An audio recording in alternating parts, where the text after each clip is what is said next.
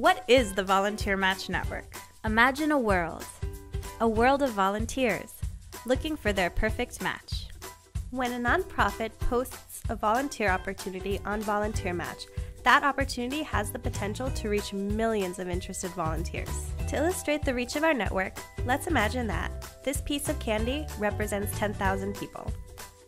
An average of 15 million people visit volunteermatch.org each year.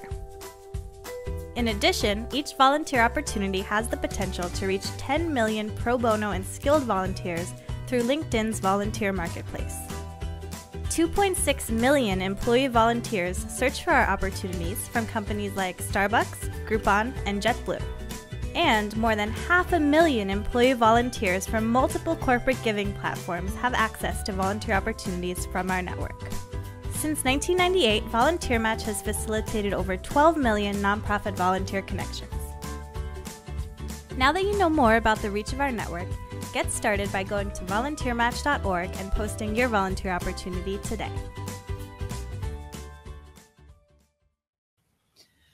Okay, well, I had it written down that we had 1,500 people today who are registered, but apparently that went up to 1,667. So welcome, everybody. I'm excited to be here. I'm honored to be here and share time with someone I admire greatly. After today, I want you to all feel confident to tackle advocacy in a new way. Clinicians, this is for you. Macro, I want you to go further up the ladder. It's also important today to say that disaster response includes gun violence and mass shootings. I'm going to have a special guest today whose expertise I've come to greatly rely on. I've narrowed it down to 6 questions for her, but I'm sure that you'll have more for her or for both of us. Feel free to tweet them, Facebook them, plain inbox them, old-fashioned email is fine, and we'll try to get to them as soon as we can, even perhaps during this session. Another point I want to make before we get going is you are qualified. Even if you are a clinician, LCSW, nurse, or medical doctor, you can get involved on many levels, including the local chapters of the Red Cross, NASW, and even UN Women US National Committee. For the clinicians out there, excited to use your skills, as well as those who are scared to death to get out there and provide mental health disaster relief, everyone can be encouraged. You have to know when they're going right away that's simply psychological first aid. It's not a 3-month psychotherapy investment. It's more like bleach, gloves, rake, jokes, tissues, trash bags, mold. Do you have a place to stay? And we go from there. You learn quickly by looking around people's homes that have been flooded out completely and the very few items that they care about saving. Generally printed pictures, some albums, saved children's work that they created in school. You know, the giant piles are things that no one really cares about after a disaster, like vacuum cleaners, couches, piles and piles of things bigger than the house that's actually sitting in front of. And you realize how meaningless much of this is and that the needs are pretty basic. And a lot of it's just validating and being there for them. So with all that said, we have Barbara Colwell here, who I was delighted to meet as I went into this for the very first time, along with Laura Cardinal. She's a volunteer disaster mental health lead for the American Red Cross in the LA region. Barbara is responsible for organizing and training volunteer disaster mental health professionals. Previously, she was an interim director, crisis counseling and intervention services for LA Unified School District. In this role, she collaborated with districts, local districts, administrators, school attorneys, and the school police to provide crisis intervention threat assessment and training to school staff and employees at all district schools. So we're really happy to have her and her expertise here today. Barbara, welcome. Thank you, Kristie. Thanks for the kind words. And I think for everyone, we need to get the PowerPoint up. All right. And I see a note where it said, Colwell. There we go. Okay. All right. Well, thanks for the great intro. All right. Do you want me to start with your first question or you want to start with an overall view? Up to you. I was going to say, why don't you start and then we can go from there. All right. So we're just going to go ahead and go straight into our first question, which is, how did you first get involved with the Red Cross? Was it before or after you became a licensed clinician? Well, back in about 1995, we had an El Nino prediction. And in my city, I actually live between two rivers. And it was predicted with this El Nino that those rivers would overflow and the community would be totally flooded. And so knowing that I was between two rivers and we had about 500,000 people in our city, I was really concerned about, what that looks like, what would happen, where do we evacuate, what do I do?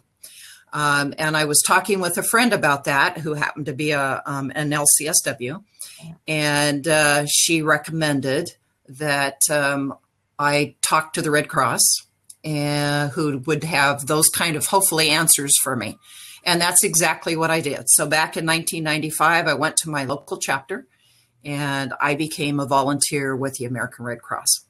So that was after my license.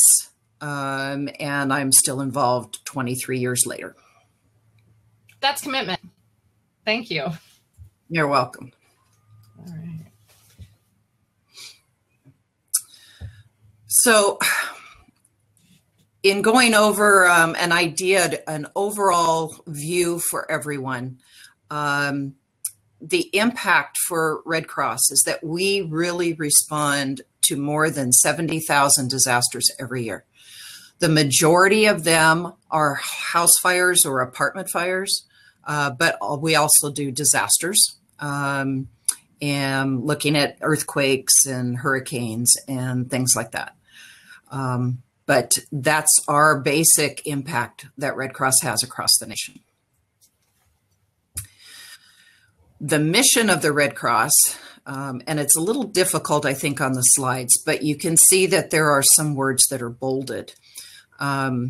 We help prevent and alleviate human suffering. That human suffering is that we focus on people, and we are compassionate with them, try to meet as many needs as we can in the face of emergencies, any emergency, disasters, man-made, natural disasters. Volunteers. The power of the volunteers, Red Cross is 90% volunteers. It is a volunteer organization. And you can see by the little pie chart that is, it's, I think, up to about 96% now is the last I heard, but that may have been a year or so ago. The generosity of donors has to do basically with the money that the American people donate to the Red Cross. We are a nonprofit organization. We do not ask for money or get any kind of funding from government agencies. And I think that's really important as we talk to people, that they know that we are a nonprofit organization. Barbara, I'll jump in there on that. I felt like we spent a lot of time during deployment reassuring families that we are not actually the federal government. And while we were helping direct them to FEMA, they didn't really seem to understand during crisis time the difference between all the agencies. So some of that's just letting them know the mission of each organization, which can be confusing at the time. So thanks for pointing that out. So along with, of course, the mission of the Red Cross is the mission of our disaster mental health. And we respond to the emotional and psychosocial needs of people. We look at both.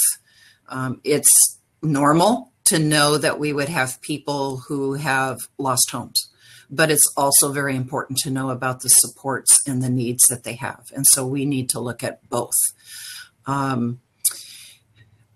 Workers is our responders, could be staff, can be volunteers. Mental health is there, yes, for the people in the community, but we are also there for our volunteers and our staff. They need mental health intervention also and help. Across the continuum of disaster, in the Red Cross, we call it disaster cycle services. And we look at, go back just one more, the preparedness, the response recovery, preparing. During normal days, we actually prepare our communities. We train them. We train our volunteers. Response, of course, is responding to house fires and disasters. But most importantly, we also look at recovery. And we need to help our people that even though a disaster, what we see on the media may be a few weeks, we actually literally are there 1, 2, 3 years after a natural disaster, helping the community recover. Great. And that actually circles back to a question I had for you later, but I'll ask you more details when we get there. Sure. No problem. This particular slide, Red Cross is divided into groups and activities. And our individual disaster care is one of the groups within the Red Cross. And as you can see, the activity includes mental health, health services, and disaster spiritual care, which is fairly new to Red Cross within the last year and a half. But these three activities work together when we go out on disasters. So as we begin to look at disasters, we've already kind of talked about it a little bit, our natural disasters, wildfires and mudslides. Kristie, you and I are here on the West Coast. Not that it hasn't happened across the nation. We respond anywhere. Earthquakes, hurricanes, tornadoes, the winter storms, which are happening right now, with all of the nor'easterns going across the nation, we are deploying people. So I believe in looking at the next one is the man-made, and the man-made ones are our house fires. Even though some of them may be electrical fires, some of them can be arson, but we do a lot of responding to house and apartment fires. The rest of them listed there, even after we responded, you and I both working with Hurricanes Harvey and Irma and Maria. We were also involved in looking at active shooters with the Las Vegas incident. Most recently now, the bridge collapse in Florida. But our mass casualty has a lot to do with, going in and working with government agencies and so forth. And then we also are involved with transportation incidents with airlines, bus, rail, Metrolinx, things like that. Which leads us kind of into, I think, what we were trying to talk about today, and that was the main disaster with Hurricane Harvey, right, which is the next slide. So I didn't know if you had anything from here, or do you want me just to go ahead and go into it? You can go ahead with Hurricane Harvey. When we get to the global goals, I'll start there. But Hurricane Harvey is a great example of overall coverage. Well, and I think especially for our audience, because it's a way of them understanding actually the magnitude of mental health. And we and Red Cross knew that it was predicted. Hurricane Harvey was going to hit Florida, and we knew within our ranks of mental health across the nation that we did not have enough to help the people. And so we knew that there was a need for mental health professionals. And we have what's called a health professional direct deployment process that we actually, our national headquarters initiated. And it allows us then to really quickly recruit, train, and deploy mental health professionals from outside Red Cross within our nation to get to what we need. Next slide. All right, so it's a bit of an interruption, but... Yeah, it is. I was going to go on, but that's okay. This one's a little more of a informal question rather than, the overall view and mission, and it keeps us interested as well. But one of the most important things that social workers need to know when they're getting ready to go out on their first deployment, and I know that when I was doing some of the recruitment and doing some of the social media awareness, that the flood of responses that we got had a lot of these questions, like, what is it I need to know? Like, how do I do this? It was an overwhelm. Like, they felt like they had the call to go, but they had no idea what to expect. And, I was among them, although I didn't care as much. I was just happy to go. A lot of people have a lot of questions. So on an informal basis, what do you think the most important thing is for a social worker to know before they go out on their first deployment, whether or not it's mental health, but being someone who this is what they care about? Yeah. And there, for me, there are so many things, and I'm not sure, which is the most important. I can think of a couple. The first one, I think the most important is that, we all have families and friends, and it's really important that they understand why you're going, and that you stay in touch with them. A lot of times when we look at the media, we see all sorts of pictures, but when we're actually deployed, it's very different when you're on the ground. And so family, friends look at those media pictures and kind of panic, and they're afraid for us. And I think it's important that they understand exactly, like you said, why I want to go, that I want to do this. But it's really important that we stay in touch with family when we are deployed, to let them know we are okay, and just kind of dispel any of those fears that they may have. As a new volunteer, I think really knowing, or at least having some idea what the culture and environment may be where you're going. If you're going to Texas and you're not from Texas, Googling things that you can begin to understand what you may expect, because it will have an impact on you as an individual. We all have our own environments we live in, but when we go outside of that to something else, it does impact us. So as mental health professionals, we need to be aware of that. And then I guess the thing that I really stressed, I think the most for all of the new volunteers that I was deploying, really was to be sure that you understood the process of how to check in, how to get that assignment as a mental health professional, and most importantly, who is your supervisor? Because I wasn't going to be that screening person anymore. You had somebody you needed on the ground who was going to be there to support you. You're reminding me of the Gumby that was at our headquarters. We were there, and it was a good reminder throughout. I was looking for that picture, but I didn't have time to get it in there this morning. But it really was, you have to be like Gumby, and nothing's as you expect. So Great advice. Exactly. So back to more of the formality of how this actually happens. This is what happened when you were recruiting for Harvey.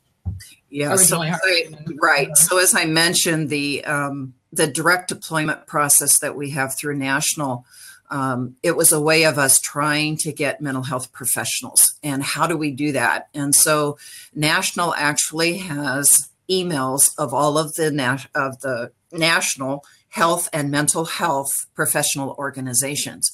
And through that email, they were provided a link to have anyone who wanted to deploy to create an account in Volunteer Connection, which is our database for Red Cross.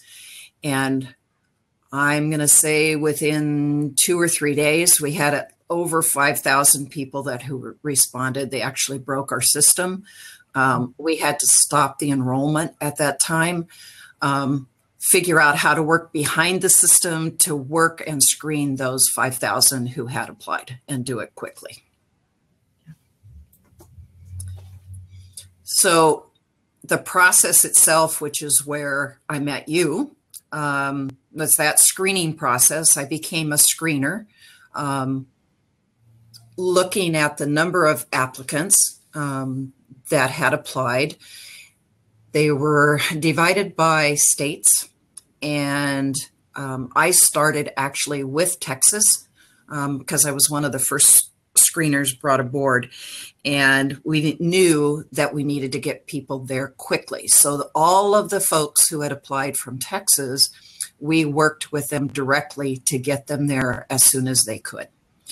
After that, then we started looking at the rest of the folks across the nation. And I worked with Southern California, Washington, Hawaii, Alaska. I had a couple of people on the East Coast, northern part of the nation, as people came through. And that what I actually did is I made a phone contact with them. Knowing that we had 5,000 people and knowing that I had such a large number, the phone contacts were made after I then started sending general emails out to the folks, asking them for specific information because we were not given everything that we really needed. So I then, once I got that information from them, I was able then to set up a time within their time zone and make that phone contact. And it became a very long day for me, if you can imagine, with time zones across the nation. So we were working, and it's very typical when you're deployed to work 12-hour days. For me, I was probably working 14 or 16, but I wanted to get as many mental health and health services professionals deployed as I could. So what I did on that phone is really ask a lot of questions about when are they available, so that we had an idea of what we call windows of opportunity, looking at when I could send people immediately versus people who were still working and needed to do it a little bit later.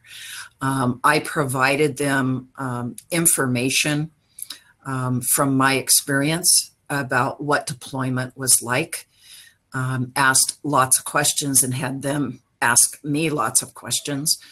We also had to do a health screening, which is, it's a requirement for people. I also provided the training they needed, and it was basically 3 online classes for mental health, and it still is online classes, except for some if you join a local chapter. Once all of that was completed, I then submitted their names if they were available within 24 to 48 hours before their due date. So if they wanted to leave on a Sunday, then by that Friday, I actually submitted their name so that to National, who was doing the actual deployment. My job was really just to screen. So I submitted names, and then National sent out emails to those individual professionals, providing information about how to deploy, and gave them phone numbers and staff names and things that they needed that would help them in their first deployment.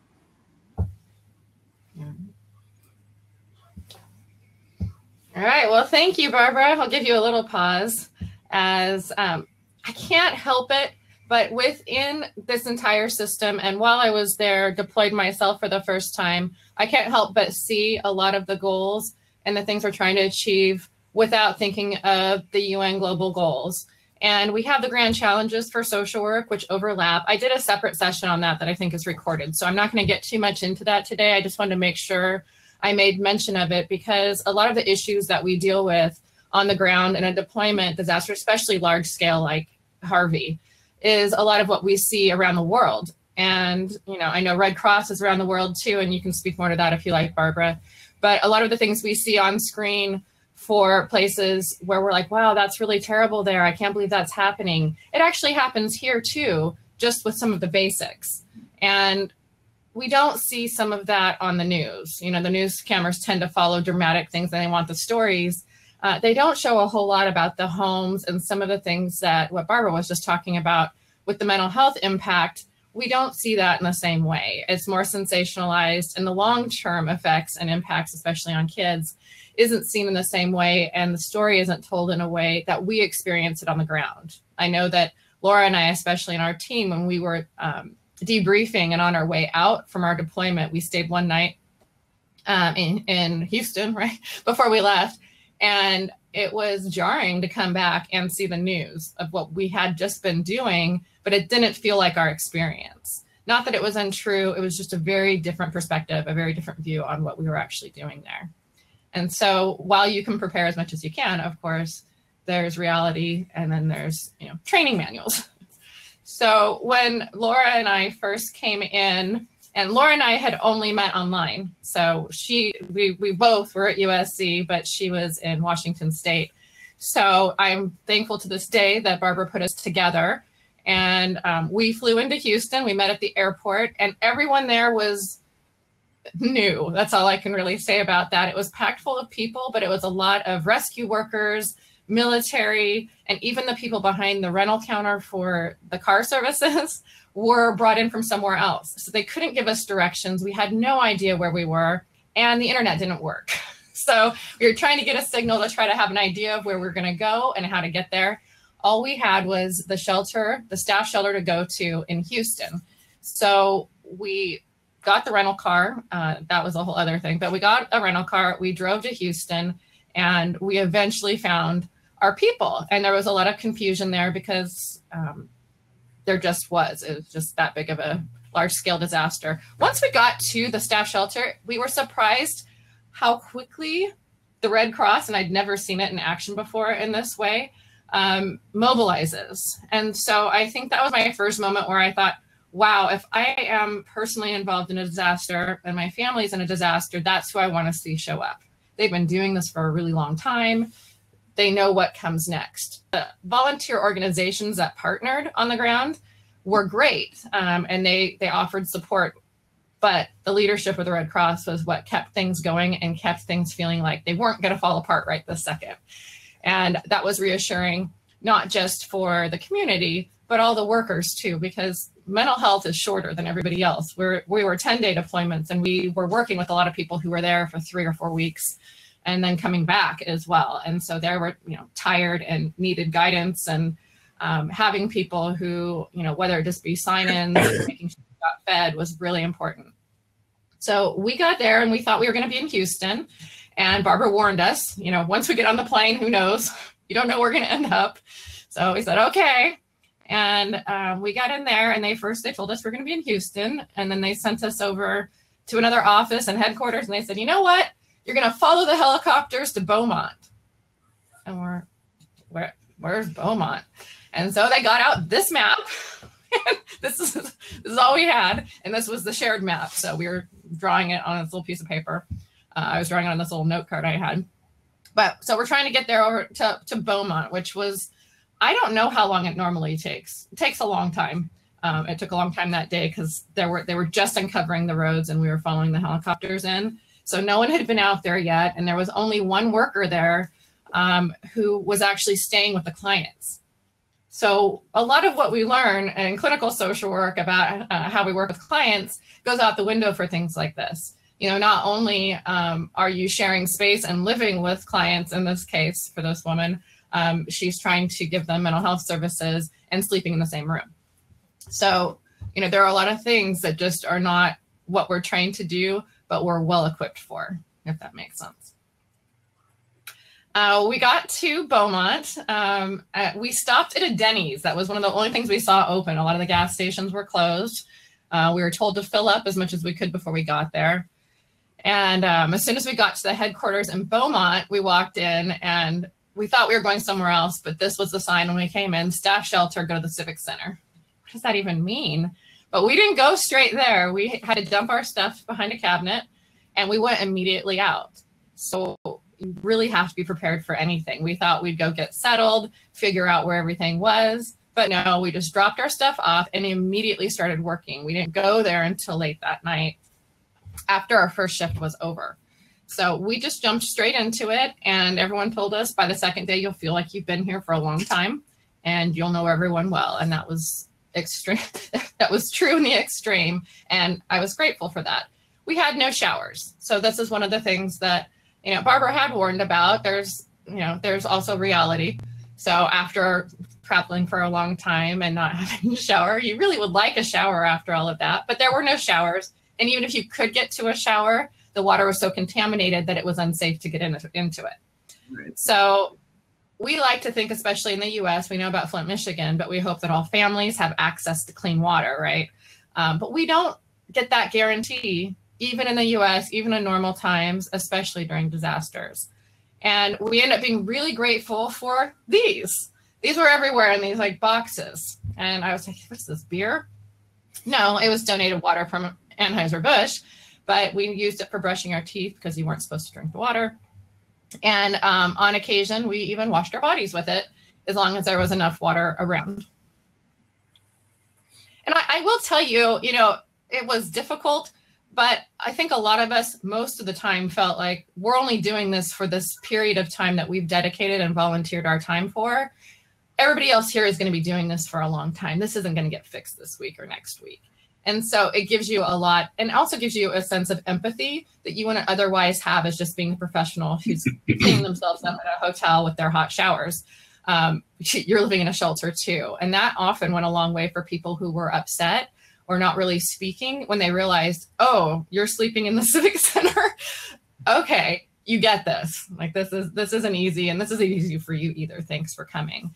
And so I think that helped us connect in some ways too.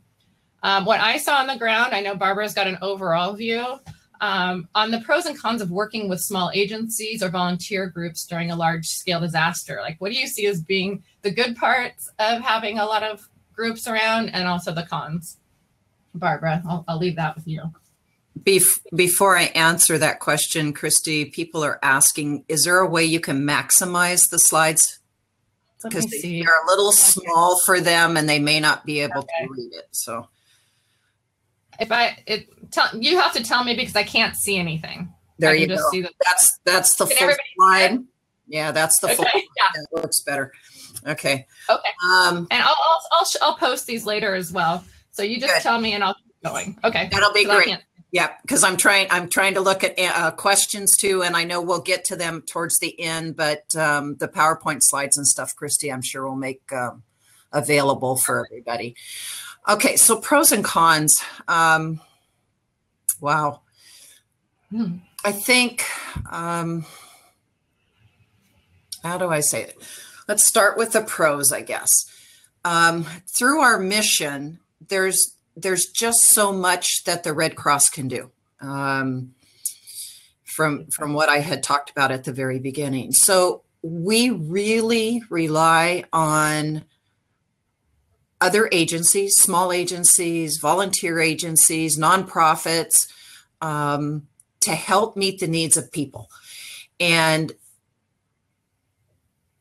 that, I think, working together is a way that we can meet those needs, because as Red Cross, we can't meet all of them. We don't have the ability to do that. So the pro really, I think, is it's really important that we get to know these agencies. We have memorandums of understanding with many of them, and they are our partners, and we call them in times of disaster. When a disaster happens, and you probably saw it, shelters and things are just flooded with material donations. And with Red Cross, we are working with sheltering, but all of those donations need to get to not just the people in the shelter, but the other people in the community who may not have been in the shelters. And so we rely on those small agencies to help us distribute those material donations so that everyone has access to it. And I think that I'm trying to think, it's more, how do I say this? It's just that coordinating. I talked a little bit about our groups and functions, which mental health is one. We also have a logistics group and so forth that really work with coordinating and collaborating with all of these agencies to make sure that we can meet the needs of people who have been affected. I think that's well said. And I remember specifically on our end, when it came to food, hot meals can be few and far between, especially in those first days. And McDonald's was a great marker for us coming in. It's one of the first places to open back up, fast food. Mm-hmm. But there was no McDonald's which meant no coffee, which meant a lot of things. And McDonald's ended up being this strange marker as we're driving through town on how well things were doing. And we knew things were getting better towards the end of our deployment because McDonald's finally opened. But when you think about it, how much water is used in restaurants, and no Starbucks either for the same reason, because you couldn't use the water. It impacts every small and it seems like petty parts of lives, but coffee is kind of important when you're working these long shifts too. Yeah. So it did give us this indication of how things were progressing. And one of the most helpful groups that I remember specifically, and we were calling them the Yellow Shirt Baptists. Never remember, because there were so many different church groups, and church groups were extremely helpful when it came to hot meals, feeding, providing blankets and pillows.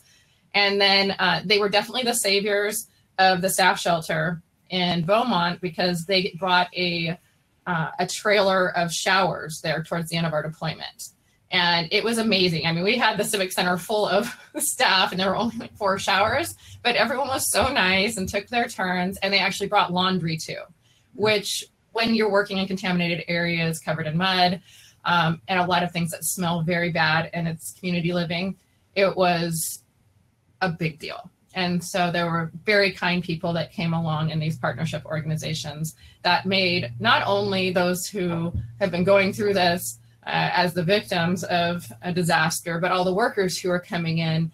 And it makes a big difference after a week or so of being able to get a shower to be renewed and be able to provide help. And about that time, right before the end of our deployment, when things were starting to improve and move more into a recovery stage, that's when a lot of us started getting sick. So people start getting sick, colds, flu, and I forget what they're calling it, the flood crud. There was a lot of mold around, and we had to sleep in around 50 degrees in the Civic Center because there was so much water in there that they had to keep the temperature low so the mold wouldn't grow. So when the electricity came back on, the air conditioner had to stay on. And we also had snakes in the bathroom, but that's another thing. You're getting into the cons, which I didn't get into. So you get these hardship codes for deployment, and I know that I do have a specific question on it, but like you prepared me well, and I don't know that others were as well prepared as I was after talking to you. But I think you told, were there 19 codes, something like that? 16 altogether. 16 codes. And I remember specifically, that's why I chose this picture, but specifically the only one we don't have for you on this deployment is ice. Yes, so, extreme cold was not a hardship for this particular deployment. Everything. No, just the AC.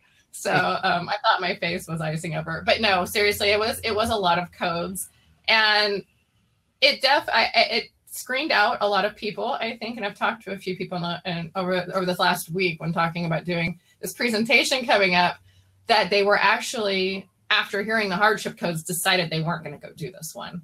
Yes. And fair enough. And as you pointed out, we need to know that now, because we did have people who showed up that shouldn't have, and it just makes it more difficult for everybody. So being hesitant is one thing and being nervous is one thing, but knowing that's not for you and you're going to try to do it anyway, or like get over fears of snakes by going there and sleeping with snakes, not a good idea.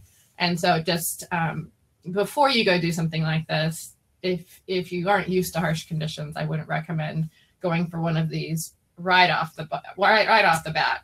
But oh, here we go. So you interviewed me prior to my first deployment. And the hardship code stood out as the most of anything I remember when I look back. Yeah. So what was the purpose of sharing them specifically with me? I mean, were you trying to scare me away? Well, I hope not, because I think I said to everyone is I am not trying to scare you or to dissuade you from what you really want to do, but I want to be honest, and I want to be sure that I'm painting a true picture of what a deployment, especially like this particular one, is like. And the reason we do this is so that people really have that knowledge of what to expect, and whether it really, like you said, it really is the right deployment for them. It could be that this isn't. And you have to be honest with yourself. And some people I know may not have been. and they chose to, yep, I want to volunteer, I want to help, and I'm going. And they got caught, and you, unfortunately, were on the ground with some of those who were not truly prepared or didn't have an idea of what that meant. But that's the reason for doing it, because it really is important to know that, there were power outages. There were no way of, and I talked about how it's important to stay in touch with family. Cell phones, of course, is what we were using. But if there's power outages, how do you charge your cell phone? How do you have that air conditioning system for the extreme humidity, heat and humidity that you were, going into in Texas? We also have to look at, for me, and letting you know and not scaring people away, especially for mental health, is the working conditions. It really is a very extremely emotional experience. People have, yes, they were flooded out of their homes. Many of them lost their homes. Many people lost family members, pets, things that impact the people. And so for us as mental health, we're listening to all of those stories.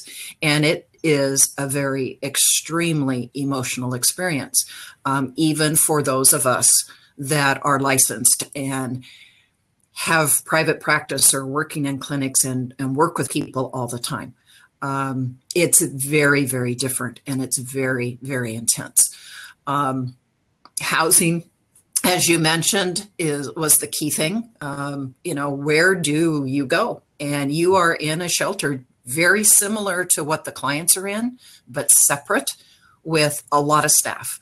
So it's not a nice hotel room where you can come back and really get the rest that you want. You're in that staff shelter.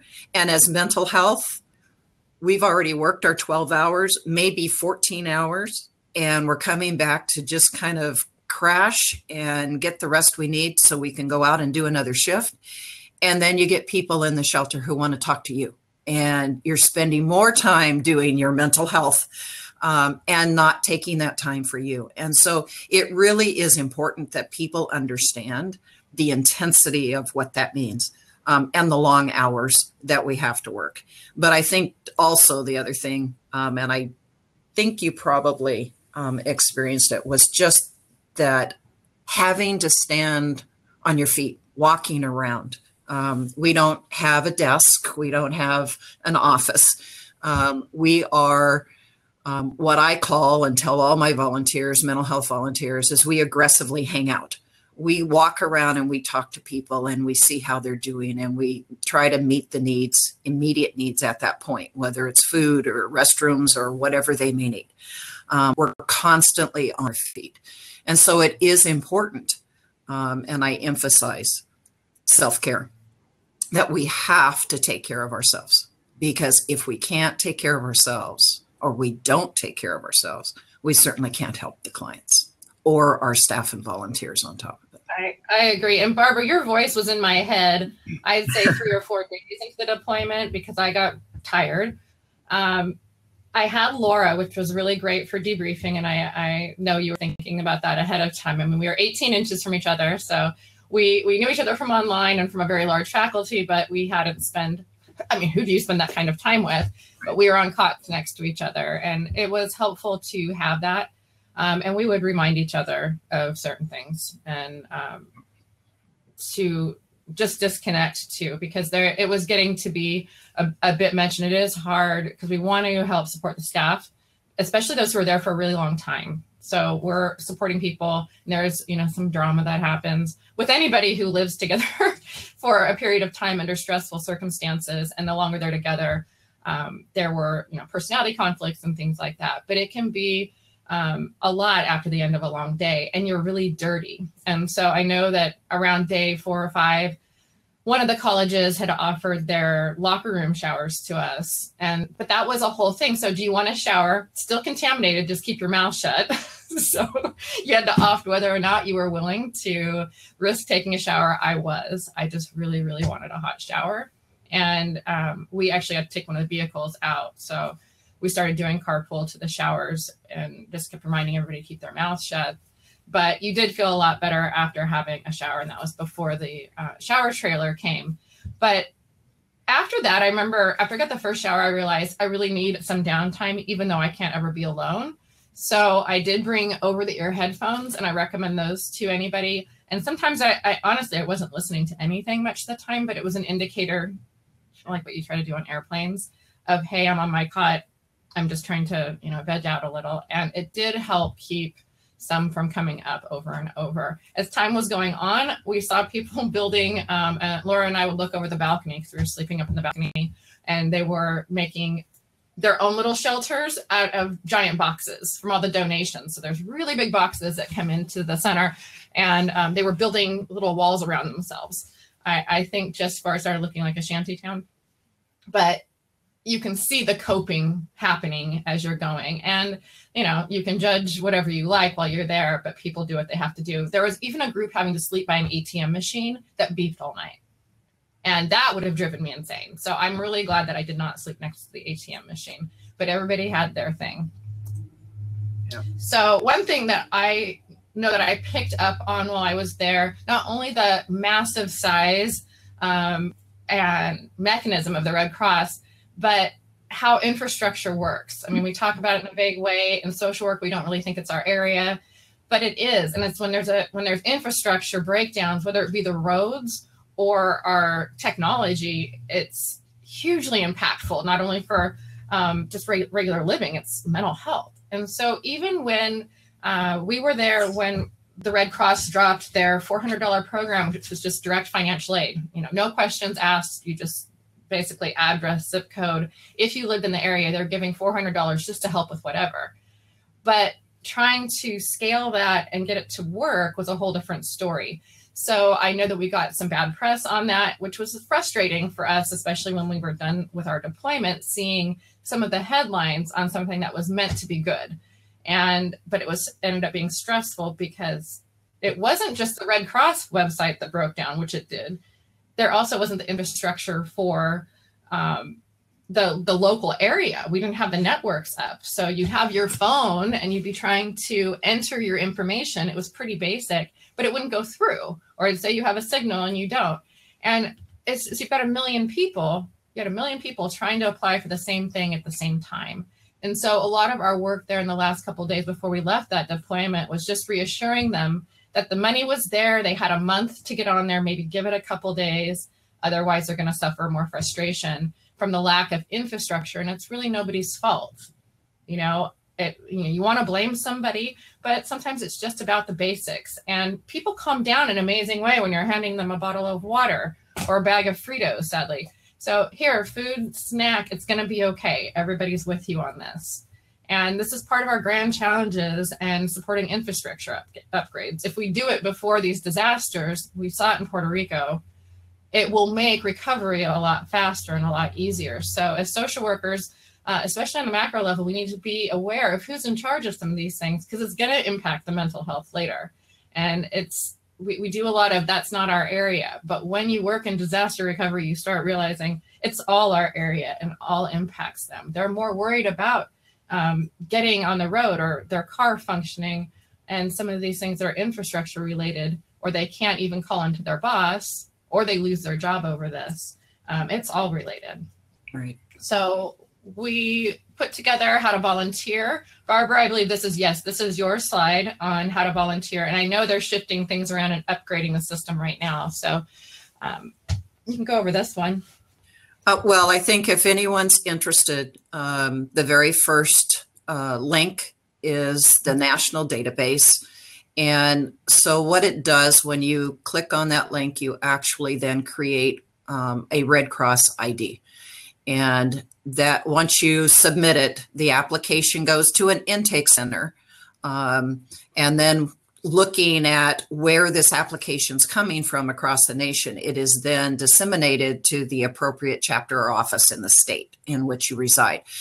And from there, the local chapter office, we have what's called a volunteer services. They actually look at that application. They contact respective volunteer, get them started with whatever training may happen. If they have clicked on what they call an opportunity, and disaster mental health is that opportunity, then it's referred to the mental health lead to help them get started in the field, rather than doing everything and all the training that other Red Cross volunteers need to do.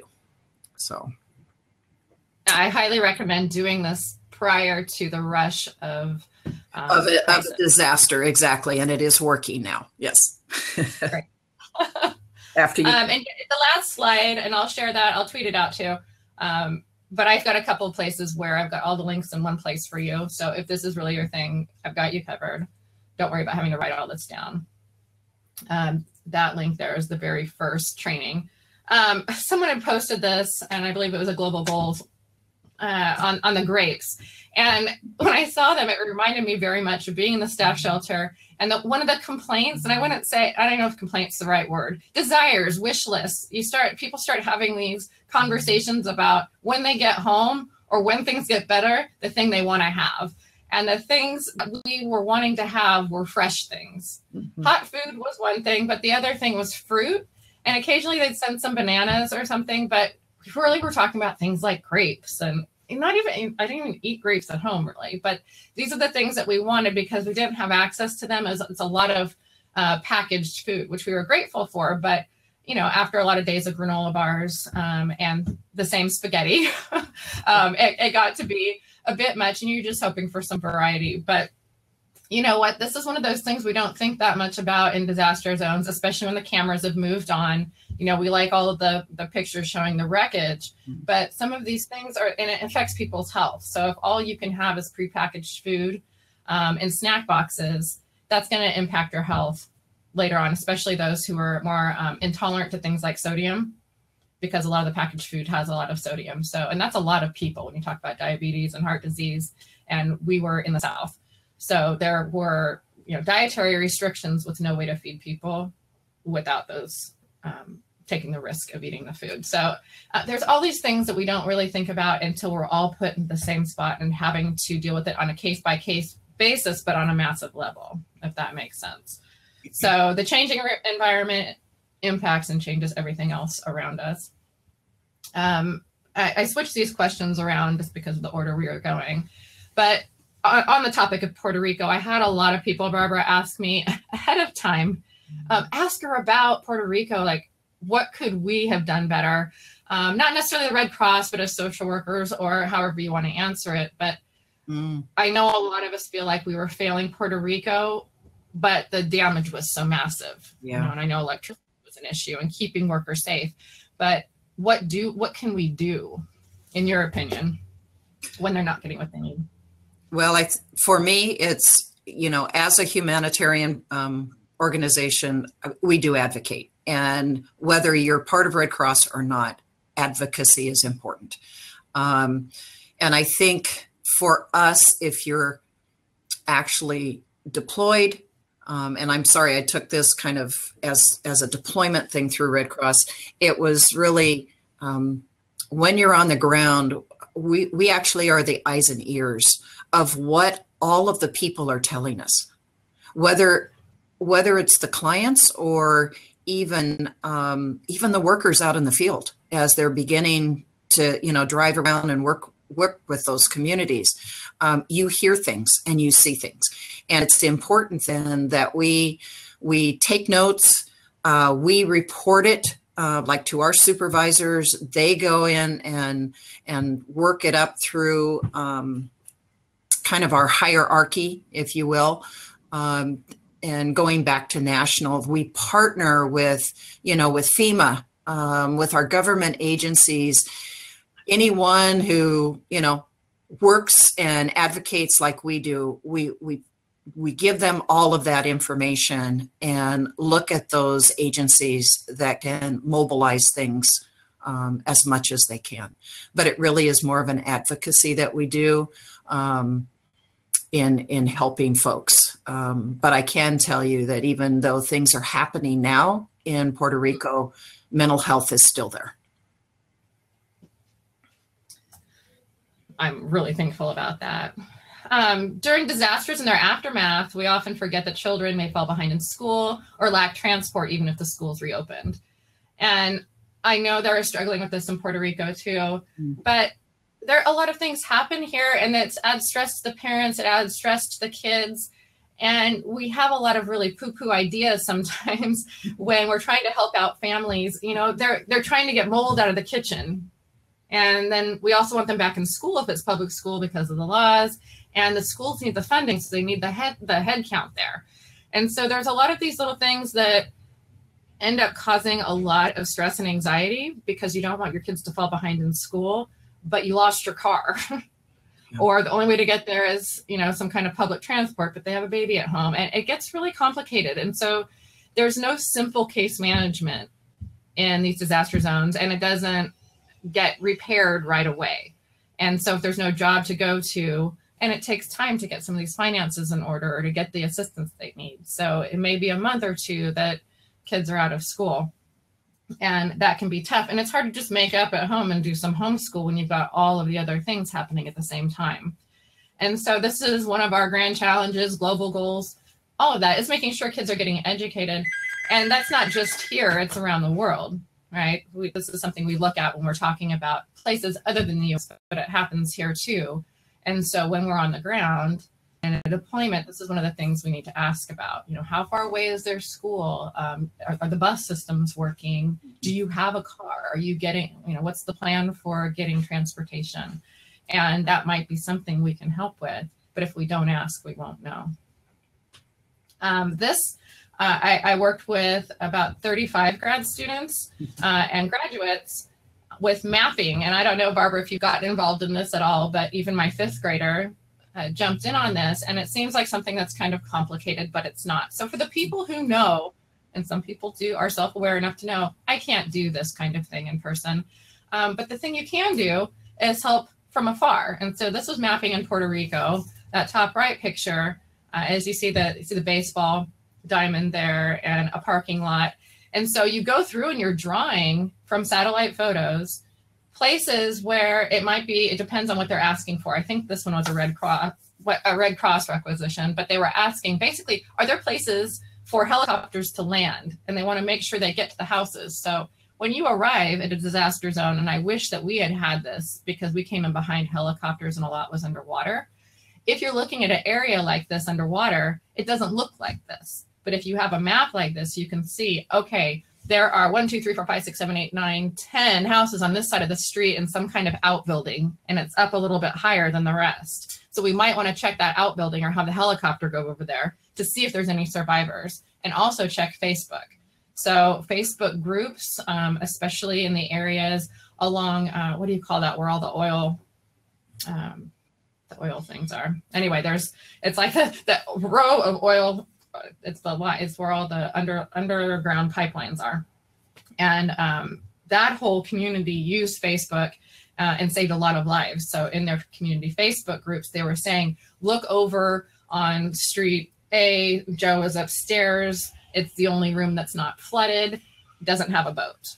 And so that's when they had the Cajun Army and other local people come and rescue with boats. And they had to do that before we had any first responders even there. So the communities actually saved each other through social media. And then once first responders did come in, we were able to, as people all over the place, all over the world, really helping doing this mapping, that gets directly beamed down to the workers on the ground. As the first responders can see here, oh, look, there's a baseball field here. And then they have large military vehicles that come in and, you know, now they know where they can go park or where they can come park in a day or two. They can usually estimate pretty well how quickly the flood waters are going to recede and where they can put vehicles and how close they can get. So you can try this. It's not difficult. You know, I think this is like a 45-minute investment in your time to figure out how to do it. And then you just do it. And every bit that you do helps. And the other thing that I found is people who had family members missing and were stressed, and they don't necessarily have to be there. It gave them something to do. And so a lot of times they're just sitting and waiting and fretting and calling and repeat calling the police, you know, tying up phone lines that we really need. You can give them something specific to do. You know, this will help them. You know, this will help the first responders. Look for other missing people too, so you can help not only your family member and friends, but others. And it's very motivating. So I think it's one of those things that are positive, and it's an intervention you can use with your clients to give them something specific to do to help, even if they can't be directly involved. So let me know if you need anything on that, and I'll help get you set up. So just remember, the impact on the environment is an impact on our human inhabitants, as well as our animals. And then we've talked about this a little bit already, but the cameras move on. I remember specifically being, we weren't even 4 days. How many days were into Harvey before Irma is kicking up and heading down to Puerto Rico? And it was amazing to see how quickly the news media, when we come into headquarters, switched from one to the other. Yeah. So where are the best pictures and all of that? And I get it, but they move on very quickly. And so the immediate aftermath, we take some pictures of, there's a little bit of write-up, then we kind of forget about it. And Puerto Rico's probably in as much need as they've ever been in, but we have to have people reminding us, hey, there's still work to be done there. Hey, there's work to be done. So what are we doing, Barbara, once the cameras are gone? And you've said we're out there for a year or more sometimes. Yep, we're still working. What are we doing? We're still working. Yeah. We're still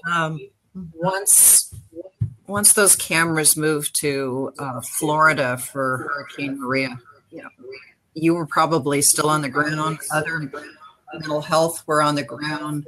We were working those 12-hour shifts. We were still providing shelters, food, working with agencies, working with cities and, community leaders, whatever it is that we need to help people recover. And we do that for as long as it takes. We don't get a lot of camera coverage except when something happens right at that moment. But Red Cross is still there to continue the work until that recovery process is done.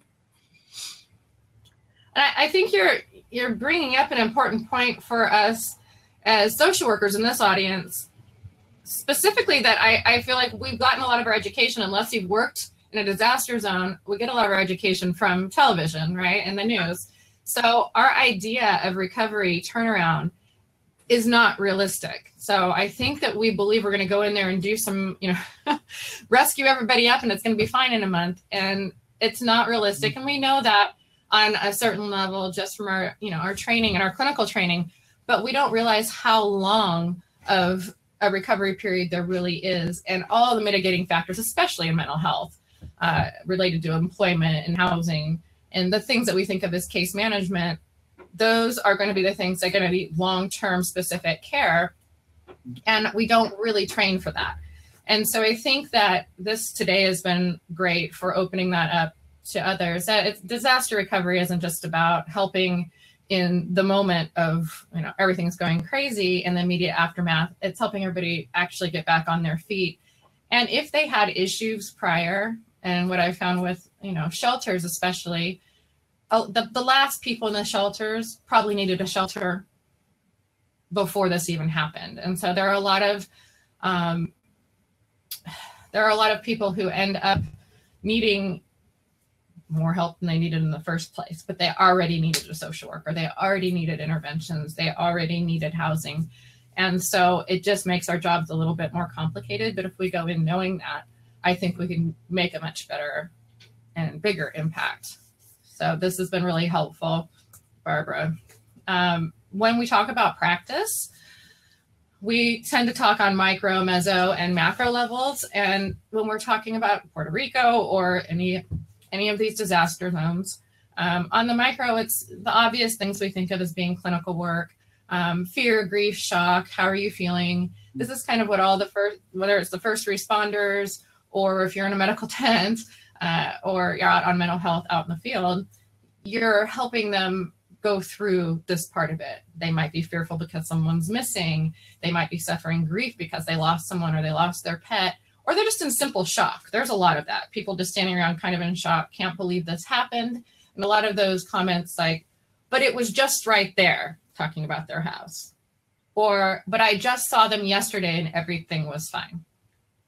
And, this is what it's common response, but a lot of times you're just sitting there with them. On the meso level, we saw a lot of meso level community teams, churches, especially with feeding, coordinating people, social media, a lot of the getting out the Clorox bleach. We had just tons of bleach just stacked up everywhere. And some of the best places to distribute, especially in the South, were via the churches, the local churches. And the social media aspect was extremely important. It saved a lot of lives, especially the Facebook community groups. And so don't overlook things like that. Even if it's not your thing, make sure someone's checking, because we got a lot of information, especially Rose City. I know Laura Cardinal was involved in, she has actually been watching all along too, what happened in Rose City via their Facebook group as well.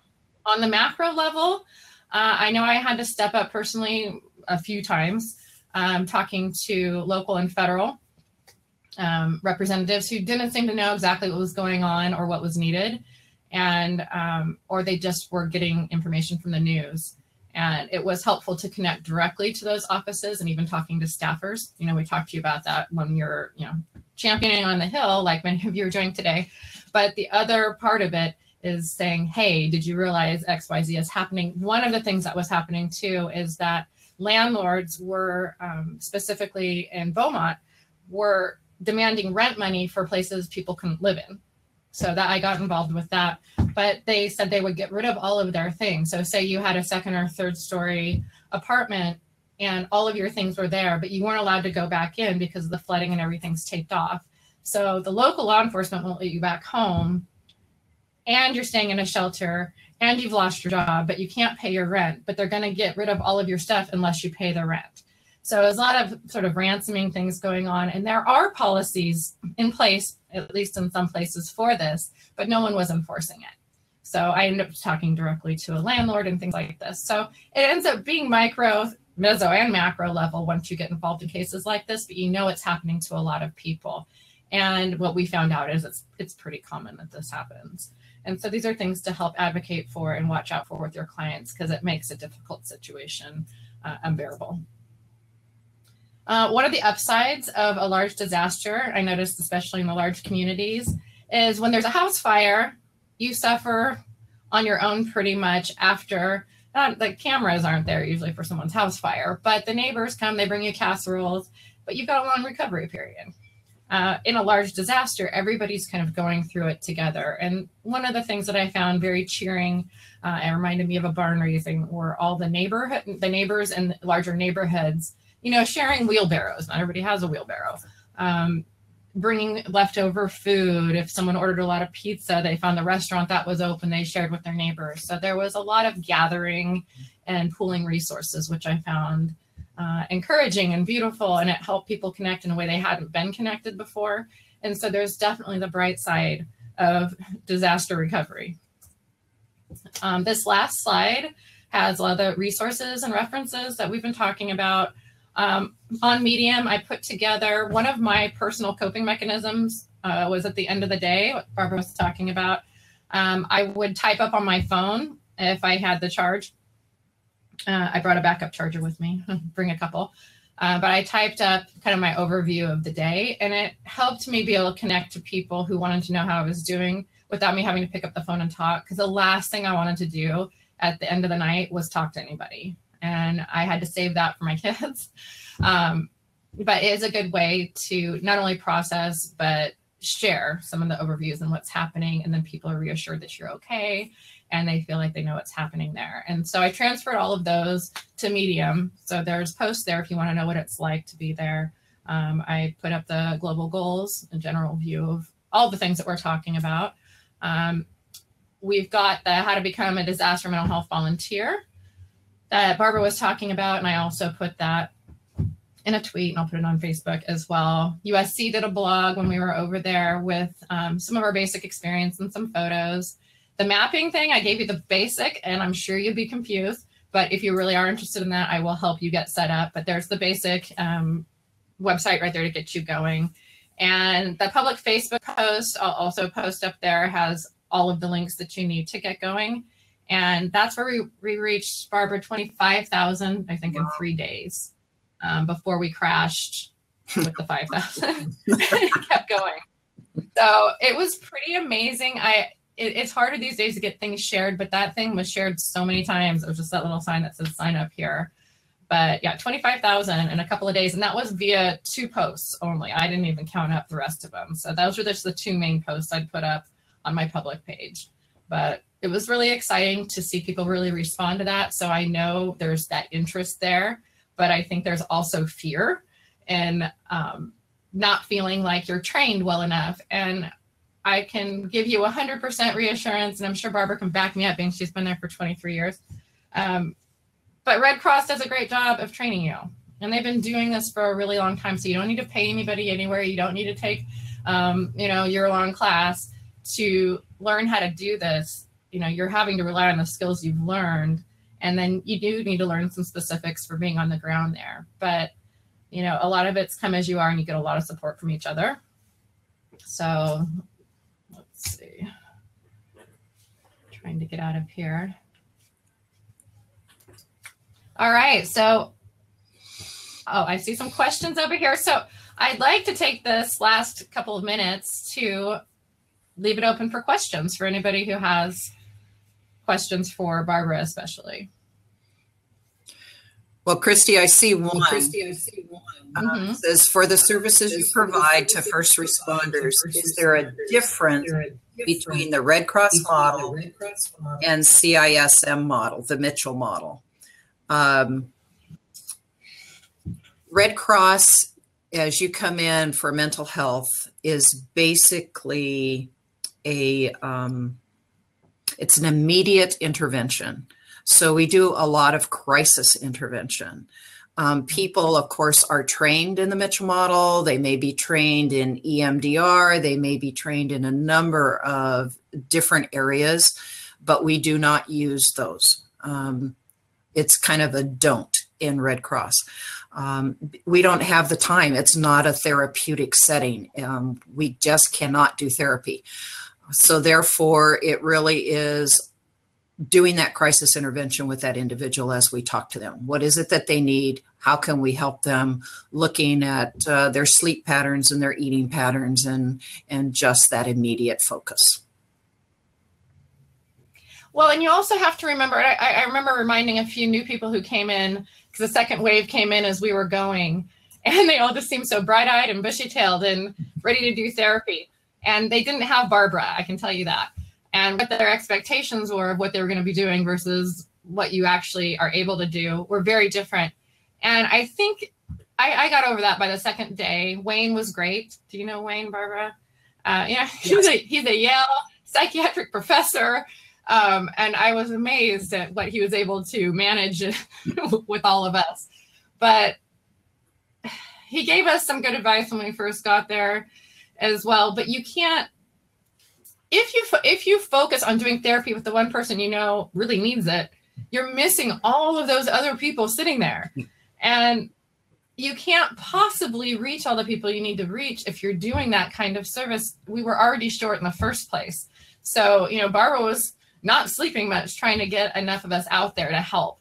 And so if you're sitting there trying to focus one-on-one and spending 1 hour with each client, you will never be able to reach enough. And I found myself doing towards the end, what was effective too was going into the restaurants that had opened. And one of them was just like a lunch counter in Port Arthur.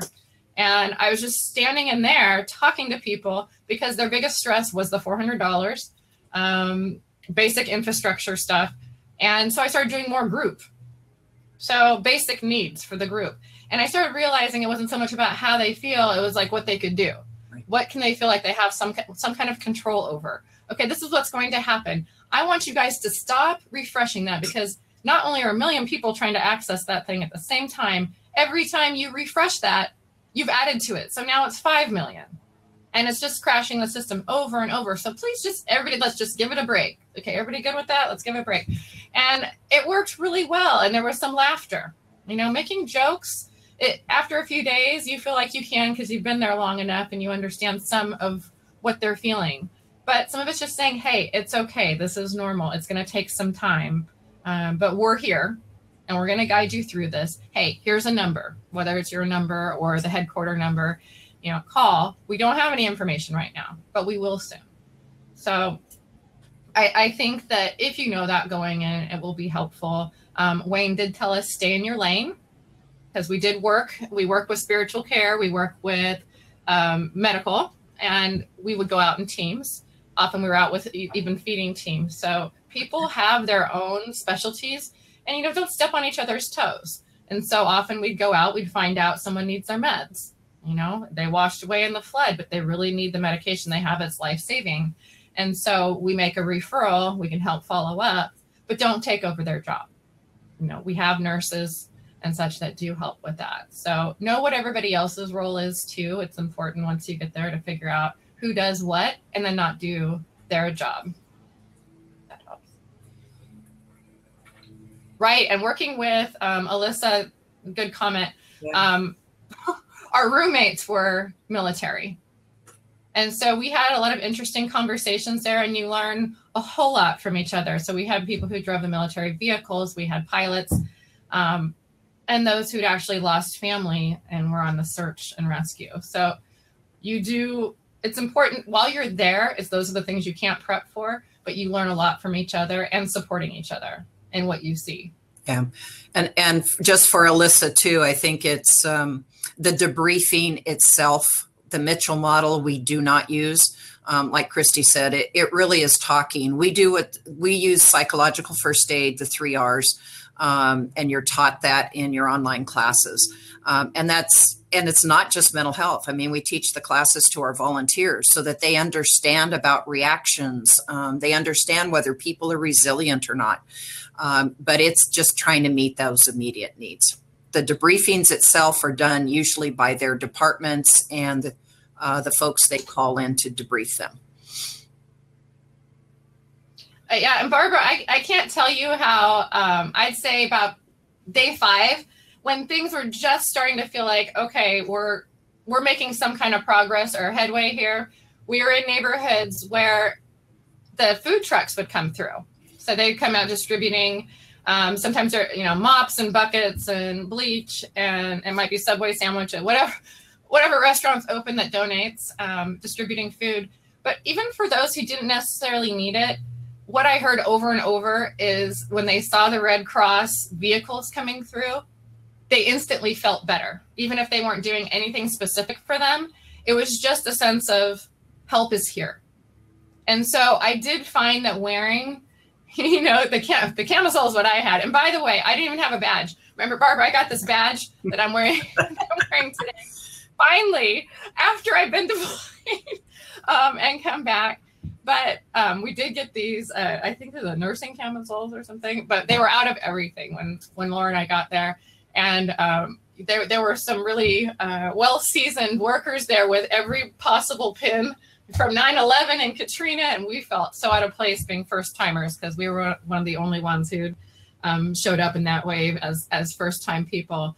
But it did make people feel better, and it did help for showing up at the door. For any of you who've done emergency social work, you know, most people don't want you just showing up at their front door anymore. But if you're wearing Red Cross gear, makes a big difference. And so I think psychologically, no matter what you think of different organizations, when there's a disaster in your town, there are certain things you want to see and certain things you want to feel better about. And I found very quickly that Red Cross was a psychological intervention all by itself without doing anything but driving around. And so just feeling like someone's got eyes and ears, like Barbara had pointed out, is really important to them, knowing that they're being heard. The other thing that we did that was really important, I'd love to pass on that they didn't teach us, was one of the most effective places for us to go were mini marts. So where people, any gas station that's open, there's a lady that works behind the counter. It was always a lady that works behind the counter who knows everybody, especially in these smaller towns, knows where everybody is, knows where the first responders haven't been yet, knows whose house is underwater, knows who needs food. And so we found that we saved a ton of time by just going into the mini marts. So if I could pass any specific piece of advice on, if you're going to do this, go to the mini marts and the gas stations that are actually open. Most of the people working there have worked there for a very long time and know everyone. So any final thoughts, Barbara, before we close out? No, not unless anyone else has any questions. Well, I'd say just do the right thing for you. So don't feel pressured to go sign up. Help the way you can. And you can also help locally. And as Barbara talked about in the beginning, you have your local Red Cross, so you can go in locally and, just help in your own neighborhood. There's house fires all the time. And, it's most of what Red Cross does is local house fires. So you can do this on a smaller level, and you don't have to dedicate a week, 2-3 weeks at a time of your time. The other thing I've been thinking over this last couple of weeks, especially with shootings and all that, we don't talk about that as much, and we don't think about that as much with the Red Cross. But after the Las Vegas, I've thought about it more. We've got to be careful with making sure that we challenge the status quo. It's always been done this way, that kind of thinking. Or we're going to lose a lot of our younger generation that communicates differently than we do. We're creating this gap in some ways with our youth that we don't want to create. And so right now we've got youth standing up, right, for practical gun safety and all of that. And I know we've got another conversation going on right now with NASW and Crisp on the Hill today. It's Social Work Day on the Hill. So we've got a lot of things going on. But when we're talking about disasters, we don't want to forget about one of the man-made ones, which is mass shootings. Wisdom comes from experience. And to be perfectly frank, children are experiencing something different than what we've ever experienced before. And so we've got to learn from them. They are now the experts in being on campus with a school shooting. Okay, so we've got to work with them and understand where they're coming from, because right now we're just making it up as we go as adults who've never experienced that. So always just try to put yourself in the other's position, especially with how things are going right now and today. But I really appreciate, Barbara, you've been amazing, not only for today, but in helping me learn as I've been going forward. So thank you. Thanks, everybody. Thanks, everyone.